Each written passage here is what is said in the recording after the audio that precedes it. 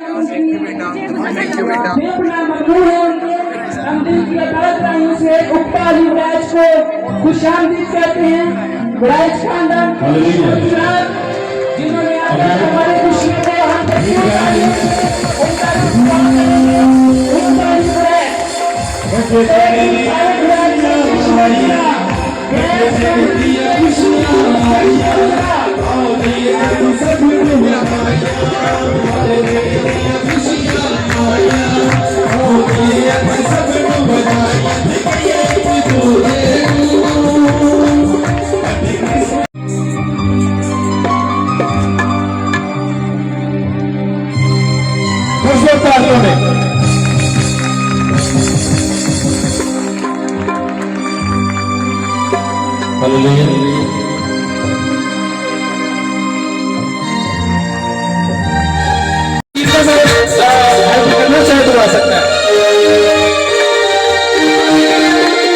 तो जितने यूथ के लोग हैं वो आपके लिए भी हैं। पुरजोर तालियां आपके लिए।